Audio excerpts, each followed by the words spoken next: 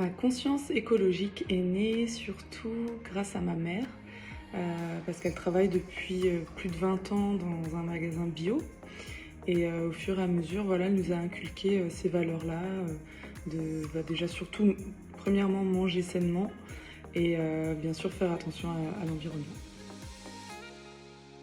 Mon produit bio de prédilection, enfin j'en ai pas un, mais c'est surtout les légumes. Parce que pour moi, manger sainement, c'est hyper important en tant que sportif de haut niveau.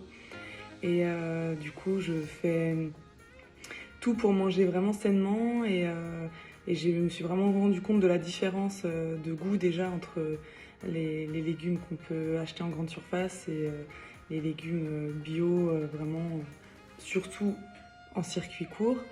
Et c'est vraiment ça qui est mon produit de prédilection. Mon geste écolo accessible à tous, c'est faire sa lessive soi-même. Donc c'est ce que je fais depuis 3-4 ans avec mon bicarbonate, mon savon de Marseille et c'est tout, et de l'eau.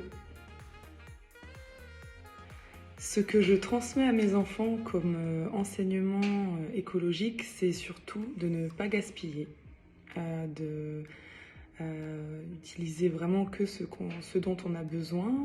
Déjà, premièrement, c'est bien manger à table, essayer de finir ses assiettes, même si je la force pas, mais en tout cas, vraiment bien manger à table et après, pas avoir trop de matériel non plus, parce que sinon, on jette beaucoup trop. Donc voilà, avoir juste ce dont on a besoin.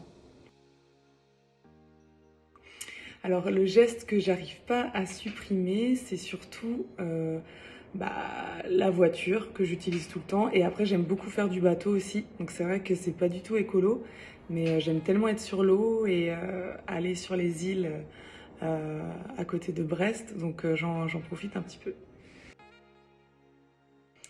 L'alimentation que j'adopte, c'est alors au maximum les légumes en circuit court. Donc bien sûr, je fais à manger moi-même. J'achète pas de surgelé. Et au niveau aussi de tout ce qui est protéines, donc viande, poisson, donc consommer voilà, raisonnablement. Et pareil, essayer que ce soit vraiment en circuit court. Alors ma destination pour un week-end green, c'est l'île de Molène en camping.